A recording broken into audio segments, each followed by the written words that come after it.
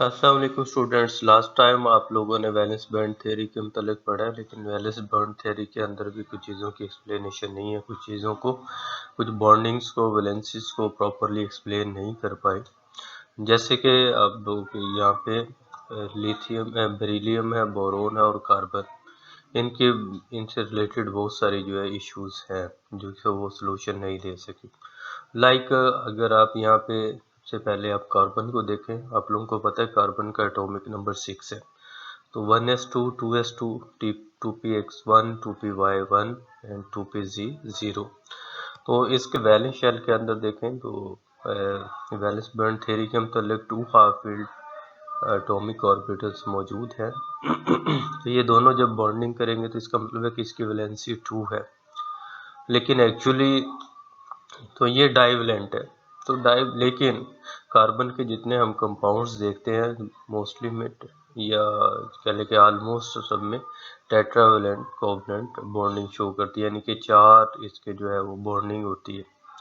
तो इसको जो है वैलेंस बैंड थ्योरी जो है वो एक्सप्लेन नहीं कर पाई। अब इसका सोल्यूशन क्या है कि ये प्रॉब्लम है, तो इसके सोल्यूशन जो है वो हाइब्रिडाइजेशन है। हाइब्रिडाइजेशन क्या है, ये क्या कंसेप्ट है, तो आप देखो हाइब्रिडाइजेशन हाइब्रिडाइजेशन ये लफ्ज पे थोड़ा गौर करें। आजकल कह रहे हैं कि चीज़ें हाइब्रिड आ गई हैं, क्योंकि ये चीज़ों को कोई मिक्सिंग करके आ गई है, तो ऐसा कुछ चीज़ें मौजूद है। तो सबसे पहले कि हम देखते हैं हाइब्रिडाइजेशन की डेफिनेशन क्या है। तो पहला पॉइंट है यहाँ पे मिक्सिंग अप, ये वाला पॉइंट जो है mixing up of orbitals of an atom. इनके एटम्स के जो ऑर्बिटल्स हैं वो मिक्स अप होते हैं आपस में। सेकंड पॉइंट यहाँ पे है नियरली इक्वल एनर्जी। ये पॉइंट नोट करना है आपने कि nearly equal energy, not the equal energy, right. Third पे है कि new give the new equal number of the mixing of the orbital. New orbitals बनते हैं मिक्सिंग अप के बाद, तो इनकी तादाद सेम है, यानी कि जितने एटॉमिक ऑर्बिटल मिक्स अप होंगे उतने ही न्यू ऑर्बिटल्स बनेंगे, right. Okay, fourth one, having the same energy contents, यानी कि जो न्यू ऑर्बिटल्स बनते हैं उन सब की एनर्जी एक जैसी होगी, लेकिन यहाँ पे क्या है, नियरली इक्वल। सेकंड पॉइंट में अगर हम इसको चेक करें तो ये है nearly equal energy, but after the hybridization उनकी एनर्जी क्या हो जाएगी, सेम हो जाएगी। और उसके बाद एक और पॉइंट है आइडेंटिकल शेप। तो हम इसे अगर डिफाइन करते हैं तो ये है कि mixing of the atomic orbitals of an atom nearly of equal energy give rise a new atomic orbital in equal number of the orbitals and having the same energy and identical shapes. Like for example हम देखते हैं ये 1s है और दूसरा ये 3 जो है p ऑर्बिटल मौजूद है। तो इसका मतलब है टोटल ये कितने हैं, there are the 4 atomic orbitals, they are mixed up like and then hybridization takes place here. अब इस हाइब्रिडाइजेशन के बाद क्या होगा, न्यू एटॉमिक ऑर्बिटल बनेंगे, उनका शेप सेम होंगी। देखें इनकी शेप क्या है, सेम है, और इनकी एनर्जी भी सेम है, यानी कि एक ही लेवल पे ये मौजूद है। तो इस तरह से there are the 4 atomic orbital. तो पहले नंबर पे ये mixing up of the atomic orbitals, second पे नियरली इक्वल एनर्जी, जैसे एस की थोड़ी एनर्जी कम होती है, पी की थोड़ी ज़्यादा होती है, तो इनकी एनर्जी नियरली इक्वल है लेकिन इक्वल नहीं है। हाइब्रिडाइजेशन होने के बाद सबकी एनर्जी सेम हो जाती है। अब नेक्स्ट पॉइंट के अंदर ये अपने आप को क्या करते हैं, अरेंज करते हैं। अरेंज इस तरह से करते हैं कि आपस में फासला जो है वो एक दूसरे से मैक्सिमम हो, क्योंकि lone pair of lone pair electron और बॉन्ड पेयर इलेक्ट्रॉन एक दूसरे को क्या करते हैं, रिपेल करते हैं। क्योंकि यहाँ पे भी फॉर एग्जांपल यहाँ पे इलेक्ट्रॉन मौजूद है और इधर भी अगर इलेक्ट्रॉन मौजूद है तो वो क्या करते हैं, एक दूसरे को रिपेल करते हैं।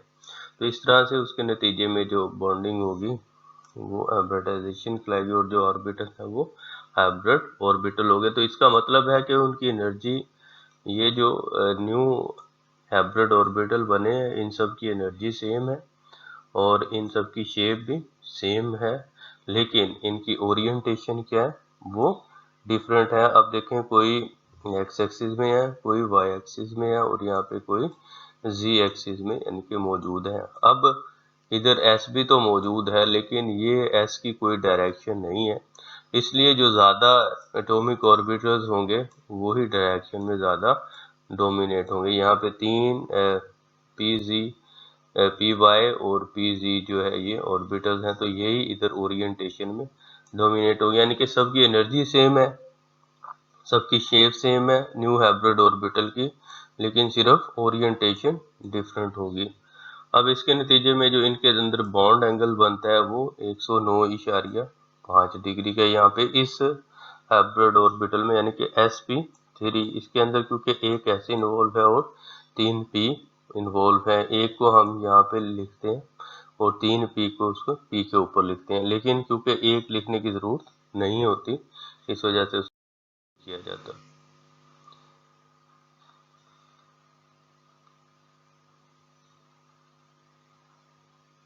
जी, तो ये सेकंड जो है, अब यहाँ पे वही पॉइंट्स हैं जिसको रिपीट किया गया है कि यहाँ पे पहला पॉइंट है कि one single atom would undergo hybridization, यानी कि एटॉमिक ऑर्बिटल सिर्फ एक ही एटम के होंगे जो हाइब्रिडाइजेशन के में जाएंगे। दूसरा पॉइंट है कि little difference of the energy, जो ऑर्बिटल्स मिक्स हो रहे होते हैं उनमें एनर्जी डिफरेंस क्या होता है, थोड़ा होता है, तो फिर ये वो हाइब्रिड ऑर्बिटल बनाते हैं। थर्ड पॉइंट के अंदर है कि हाइब्रिड ऑर्बिटल्स कितने बनेंगे, जितने एटॉमिक ऑर्बिटल्स मिक्स होंगे, यानी कि हाइब्रिडाइजिंग ऑर्बिटल हमेशा हाइब्रिड ऑर्बिटल्स ये आपस में तादाद में बराबर होंगे। Hybrid orbital assume the direction of dominating orbitals. जी बच्चे, जो हाइब्रिड ऑर्बिटल है मैंने आपको बताया कि जिसमें ज़्यादा कोई भी ऑर्बिटल्स जो होगा उसी के डायरेक्शन या उसी की ओरिएंटेशन उनके अंदर शामिल होगी। लाइक दिस वन, हमने अभी एक शेप देखी है इस तरह से, तो उसके अंदर P जो है वो डोमिनेट है, पीछे वाली एग्जांपल में आप लोग देखेंगे।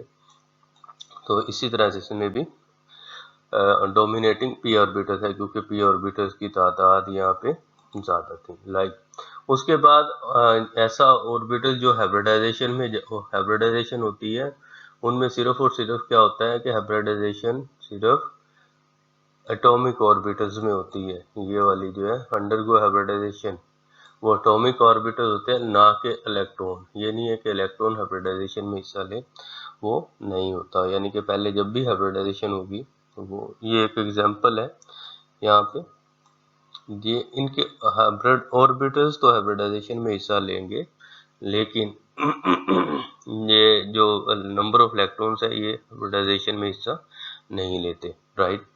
और लास्ट वन है कि the electron wave in hybrid orbitals each repel each other and thus tend to further farthest apart. इसका मतलब एक दूसरे से जो है वो मैक्सिमम फासले पे होते हैं। लाइक अगर हमारे पास कोई दो हाइब्रिड ऑर्बिटल्स मौजूद हैं, एक ये है और इसी तरह से ये लाइक दूसरा मौजूद है, अगर हम इन्हें ऐसे एडजस्ट करना चाहें, एक को इधर करना चाहें और दूसरे को यहाँ पे करना चाहें, तो इनके दरमियान फासला कम होगा। लेकिन अगर हम एक सीधी लाइन के ऊपर इन्हें एडजस्ट करें, like this one and this one, तो इनके दरमियान क्या हो जाएगा, फासला मैक्सिमम हो जाएगा।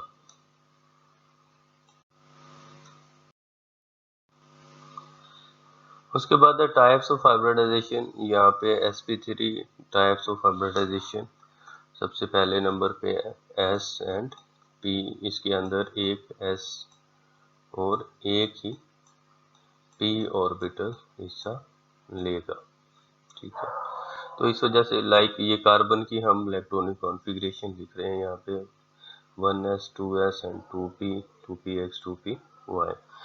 तो इसका मतलब यह है कि आउटर के अंदर देखें, देयर आर द 4 इलेक्ट्रॉन्स लेकिन यहाँ पे दो अनपेयर्ड इलेक्ट्रॉन है मौजूद एटॉमिक ऑर्बिटल में, तो यहाँ पे इसकी वैलेंसी 2 शो होती है। लेकिन जब ये है ग्राउंड स्टेट के अंदर इसकी इलेक्ट्रॉनिक कॉन्फ़िगरेशन, जब ये एक्साइटेड स्टेट में जाते हैं तो यहाँ पर इलेक्ट्रॉन जंप करता है और 2s से 2pz में चला जाता है।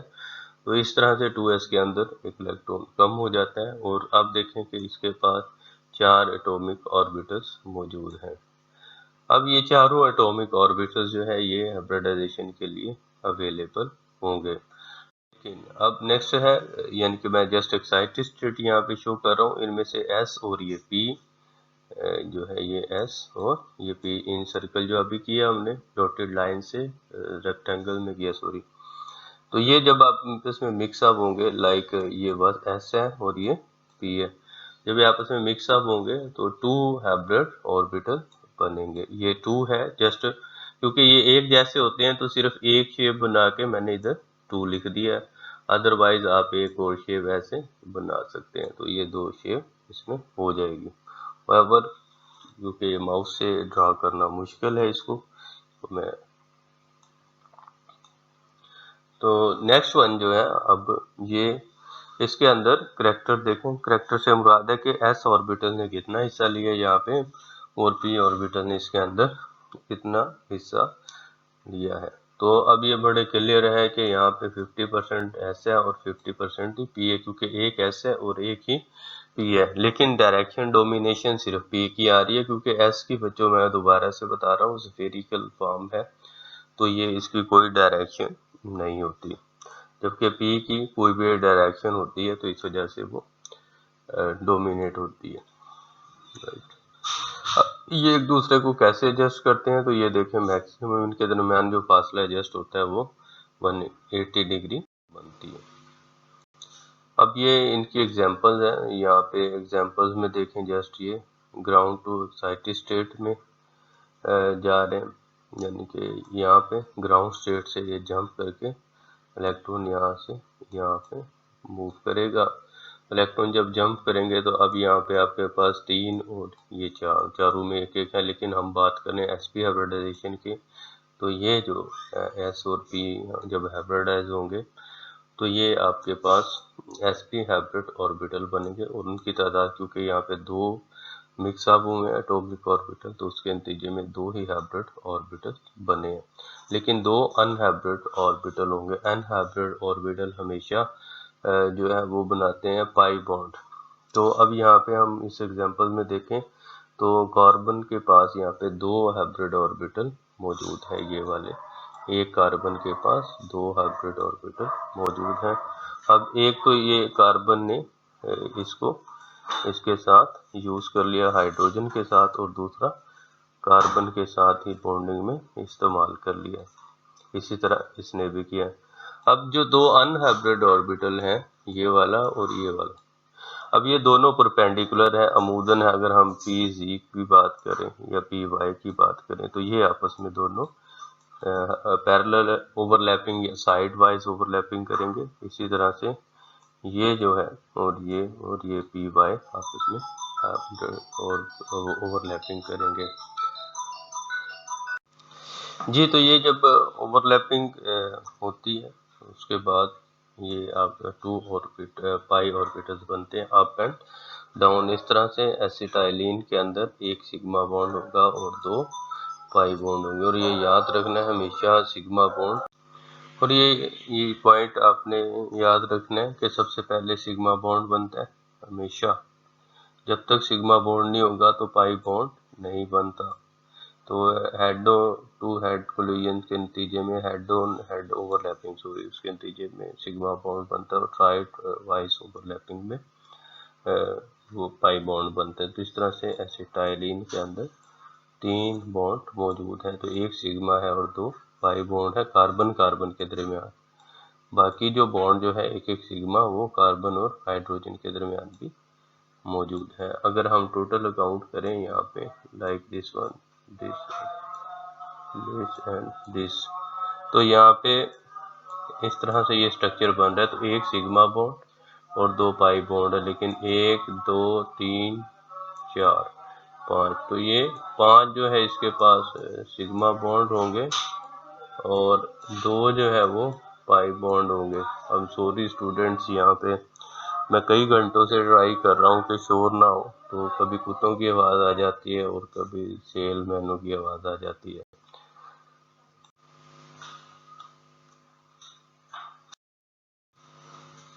जी, sp2 हाइब्रिडाइजेशन है। यहाँ पे भी सबसे पहले वो एक्साइटेड स्टेट को शो करते हैं। अब इस केस के अंदर 1s और 2p ऑर्बिटल मिक्सअप होते हैं। उसके नतीजे में 1s और ये 2p है। यहाँ पे जस्ट आधार लिख दिया, वरना इसी तरह से हम ड्राइंग करते 2 बनाते। तो जब वो मिक्सअप होंगे तो उसके नतीजे में 3sp2 हाइब्रिड ऑर्बिटल बनेंगे। अब यहाँ पे एक s है और 2 p है, तो इसका मतलब है इसके अंदर करेक्टराइजेशन s करेक्टर जो है वो 33.3% है, 33.3% होगा। और जबकि जो है ये p क्योंकि 2 है तो ये 67% होगा। एवरेज हम कह लेते हैं, अप्रोक्सीमेटली कह लेते हैं कि s करेक्टर 33% होगा और p करेक्टर 67% होगा। अब नेक्स्ट जो है वो यहाँ पे sp2, अब ये अपने आप को कैसे एडजस्ट करते हैं मैक्सिमम फासले पे, तो ये मैक्सिमम फासले पे एडजस्ट करते हैं ताकि इनके अंदर रिपल्शन मिनिमम हो। अब क्योंकि ये ट्राई एंगुलर प्लेनर ज्योमेट्री बन रही है तो इसलिए हम इसे ट्राई एंगुलर प्लेनर हाइब्रिडाइजेशन भी कहते हैं। अब इनके अंदर एंगल देखें तो 120 का बनता है, ये मैक्सिमम एंगल है जिससे कम नहीं हो सकता। अब अगर आप करेक्टर नोट करें तो ये जस्ट जनरल फार्मूला मैंने यहाँ लिखा है पहले। ये s करेक्टर के लिए है क्योंकि 3 एटॉमिक ऑर्बिटल टोटल इन्वॉल्व है, तो टोटल तादाद को नीचे लिखें। एक यहाँ पे s है तो इसलिए एक s को ऊपर लिखें, तो ये 33% आ जाएगा। और इसी तरह से टोटल 3 है तो 2 p इन्वॉल्व है मिक्सिंग में हाइब्रिडाइजेशन में, तो इस तरह से 66.6% होगा। देन CH2 की एग्जांपल है, ये ग्राउंड स्टेट है। वही बात है कि ये पहले एक्साइटेड स्टेट में जाएगा, एक इलेक्ट्रॉन जंप करेगा और फिर आप लोगों को पता है ये sp2 हाइब्रिडाइजेशन है तो 1s और 2p हाइब्रिड ऑर्बिटल इसमें हिस्सा लेंगे। उसके नतीजे में 3 हाइब्रिड ऑर्बिटल बनेंगे। एक अनहाइब्रिड है, इसका मतलब है वो पाई बॉन्डिंग में हिस्सा लेगा। और इसके नतीजे में देखें यही एक कार्बन है, इस कार्बन में के पास 3 हाइब्रिड ऑर्बिटल मौजूद हैं ये वाले। तो अब ये क्या करता है कि 2 तो हाइड्रोजन के साथ सिग्मा बॉन्ड बना लेता है और एक कार्बन के साथ सिमिलर अदर कार्बन करता है, और एक जो है वो अनहाइब्रिड रह जाता है, ये 2p वाला। तो ये आपस में पाई बॉन्डिंग करते हैं। और जब ये फिर इसके नतीजे में एक पाई और एक सिग्मा बॉन्ड बनेगा, और इसके स्ट्रक्चर को अगर रिप्रेजेंट करें तो ये इसका स्ट्रक्चर होगा मौजूद है। तो नेक्स्ट वन जो है वो हाइब्रिडाइजेशन sp3 हाइब्रिडाइजेशन की बात करते हैं। sp3 हाइब्रिडाइजेशन के अंदर भी यहाँ पे मैं एक्साइटेड स्टेट लिख रहा हूँ वंस अगेन। इसके अंदर 1s और 3p बॉन्डिंग में हिस्सा लेते हैं, तो लाइक दिस वन। अब यहाँ पे वो 2px 2py 2pc हम लोग उसे ड्रॉ नहीं करते, जस्ट हम लिख देते हैं कि 1s है और 3 ये p हिस्सा ले रहे हैं। इसके नतीजे में ये 4 sp3 हाइब्रिड ऑर्बिटल बनते हैं। तो अब ये थोड़ा देखो यहाँ पे p करेक्टर क्योंकि ज़्यादा आ गया तो थोड़ा सा ज़्यादा फ्लैट हो गया। अब 1s है और 3p, यहाँ पे 3p, तो इसके नतीजे में नेट 4sp3 हाइब्रिड ऑर्बिटल बनते हैं। अब नेक्स्ट क्वेश्चन उसी तरह से वैसे ही सेम है जैसे हम पहले करते हैं कि अब ये अपने आप को किस ओरिएंटेशन में एडजस्ट करेंगे। तो ये यहाँ पे sp3, तो ये अपने आप को इस तरह से एडजस्ट करते हैं। ये ज्योमेट्री में पहले भी डिस्कस कर चुका हूँ क्योंकि इसके नतीजे में टेट्राहेड्रल ज्योमेट्री बनती है। टेट्राहेड्रल की वजह से इसे टेट्राहेड्रल हाइब्रिडाइजेशन भी कहते हैं। तो ये फिर वही कि एक दूसरे को रिपेल करते हैं, तो इलेक्ट्रॉन तो मैक्सिमम फासले पे एडजस्ट करते हैं। Let's see its example methane के अंदर अब इब्तदाई बात तो वही है कि ground to excited state it will jump up like from here to here and then 3 P और 1 S, जब ये तीनों आपस में मिक्सअप होंगे यानी कि हाइब्रिडाइजेशन टेक प्लेस करेंगे तो ये चारों के चारों क्या हो जाएंगे sp3 हाइब्रिड ऑर्बिटल। और यहाँ पे देखें कि आपके पास अनहाइब्रिड ऑर्बिटल कोई भी मौजूद नहीं है। जब अनहाइब्रिड ऑर्बिटल मौजूद नहीं है तो इसका मतलब है कि पाई बॉन्डिंग नहीं होगी। अब एग्जांपल्स के अंदर ये कार्बन है, एक कार्बन, इसके 4 ही हाइब्रिड ऑर्बिटल हैं। तो हाइब्रिड ऑर्बिटल 4, ये 1 है, ये 2 है और ये 3 है और ये 4 है। तो सब के सब S के साथ बॉन्डिंग बनाते हैं, तो चारों ही सिग्मा बॉन्डिंग ऐसे बनती है। तो इनके दरमियान एंगल जो है वो 109.5 डिग्री हर एक के अंदर मौजूद है, ना सिर्फ उसके बल्कि इन सब में ही 109 एंगल मौजूद होगा। लाइक दिस एक्चुअली, तो ये ज्योमेट्री इस तरह से बनती है। यहाँ पे इस तरह से ये वाली, ये देखें आप, ये एंगल है एक, ये सामने की ओर की है। तो इस तरह की ज्योमेट्री जो कि मीथेन के एग्जांपल है, ये टेट्राहेड्रल ज्योमेट्री होती है, यानी कि 4 कोनों वाली। लेकिन अब दूसरी एग्जांपल इसमें अमोनिया है। अमोनिया के अंदर आप लोगों को पता है कि नाइट्रोजन का एटॉमिक नंबर 7 होता है। नाइट्रोजन का एटॉमिक नंबर 7 होने का मतलब है कि पहले तो फर्स्ट एस 2 है, बाकी 5 इलेक्ट्रॉन यहाँ पे इसके वैलेंस शेल में मौजूद है, 2 इधर है और 2। अब ये जंप करके नहीं जा सकता क्योंकि आगे ऑर्बिटल खाली नहीं है, तो इस वजह से एक्साइटेड या ग्राउंड स्टेट के अंदर एक ही कंडीशन है।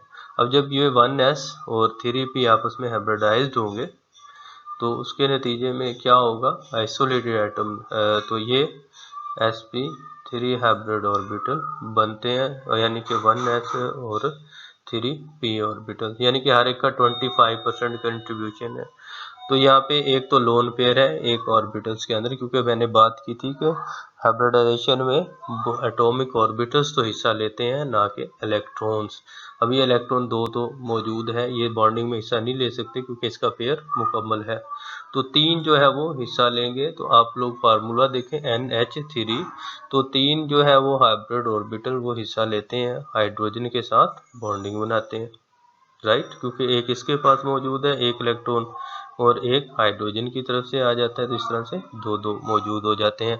ये लोन पेयर हिस्सा नहीं लेता। अब मैं आप लोगों को पहले ही बता चुका हूँ कि लोन पेयर रिपल्शन ज़्यादा होती है, सबसे ज़्यादा लोन पेयर रिपल्शन होती है।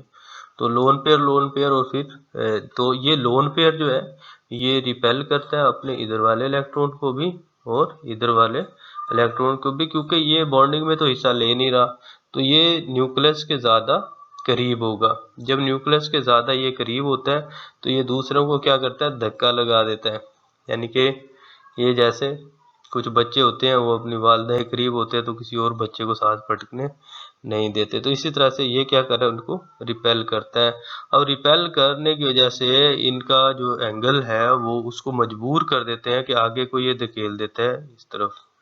अब जब ये इसको आगे को धकेलता है तो इनका आपस में फासला क्या हो जाता है, कम हो जाता है। उस वजह से इसका एंगल एक्चुअली तो 109.5 होना चाहिए था, जो कि sp3 हाइब्रिडाइजेशन में होता है, लेकिन due to presence of the lone pair it will repel them the other bond pair, then the angle will change from 109.5 to 107 degree. This is the final geometry of the ammonia.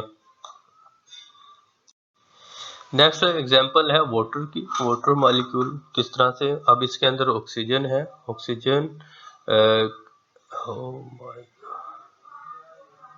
This is not the nitrogen atom, this is the oxygen atom. Okay, this is the oxygen, और oxygen के outer most shell के अंदर oxygen के outer most shell में 6 electron मौजूद होते हैं, क्योंकि इसका एटॉमिक नंबर 8 होता है। तो 1s2 and this is 2s2 2p2 and 2p1 and 2p1। अब यहाँ पे इलेक्ट्रॉन इसी तरह से जंप नहीं कर सकते, लेकिन वो भी आपस में मिक्सअप होंगे। ये जब आपस में, जब ये वाले और ये 2s मिक्सअप होंगे, हाइब्रिडाइजेशन होगी, तो अब देखें कि दो जो फील्ड है वो उनके इलेक्ट्रॉन ऐसे ही रहेंगे पहले दो में, लेकिन दो हिस्सा लेंगे। अब दो लोन पेयर है और दो ही जो है sp3 हाइब्रिड ऑर्बिटल में ऐसे हैं कि जो पार्शियली फील्ड है। अब दोनों के दोनों लोन पेयर तो हिस्सा नहीं लेंगे, ना ये लेंगे और ना ये लेंगे। अब आपके पास दो जो है वो ऑक्सीजन के साथ बॉन्ड मौजूद है, वो दोनों हाइड्रोजन के साथ बॉन्डिंग करते हैं। अब पहले मैंने कहा था कि एक लोन पेयर दूसरे बॉन्ड पेयर को रिपेल कर रहा था। अब ये नंबर 1 यहाँ पे ये लोन पेयर भी ऑक्सीजन के साथ है, करीब है, यानी कि ये भी, ये दोनों एक दूसरे को रिपेल करेंगे पहले, और इसी तरह से जब ये एक दूसरे को रिपेल करेंगे तो इसी तरह से ये आगे इस बॉन्ड पेयर को, हाइड्रोजन को रिपेल करेंगे, इधर से ये हाइड्रोजन को रिपेल करेंगे। तो इस वजह से इनका बॉन्ड एंगल 109.5 की बजाय 104.3 डिग्री हो जाएगा। तो इस तरह से वाटर की शेप जो है इस तरह वी शेप, या ये टेट्राहेड्रल ज्योमेट्री के बजाय इसका ये इसको बेंड कर देते हैं। उनके दरमियान एंगल 104.3 डिग्री हो जाता है। देखें बॉन्डिंग की और भी टाइप्स हैं, जो कि बहुत ज़्यादा उसकी मैं डिटेल में नहीं जाता, लेकिन यहाँ पे हमने समराइज किया है कि sp बॉन्डिंग होगी तो लीनियर शेप बनेगी, यानी कि 180 का एंगल होगा। sp2 होगी तो वो 120 बनेगा। अब क्योंकि 3 ट्राई एंगुलर प्लेनर है, एक ही प्लेन पे होते हैं, तो इसे हम ट्राई एंगुलर प्लेनर भी कह देते हैं। अब इसके अंदर टेट्राहेड्रल ज्योमेट्री बनती है, तो इस वजह से sp3 टेट्राहेड्रल कह देते हैं। अब नेक्स्ट है कुछ नॉन ऑर्गेनिक कंपाउंड्स की एग्जांपल्स है, इसलिए मैंने उनको आपको डिटेल नहीं पढ़ाया। लेकिन होएवर जब एक S 2 P और एक D हिस्सा लेंगे तो sp2D बनेगी। अगर हाइब्रिडाइजेशन होगी तो उसके नतीजे में स्क्वायर प्लेनर ज्योमेट्री बनेगी।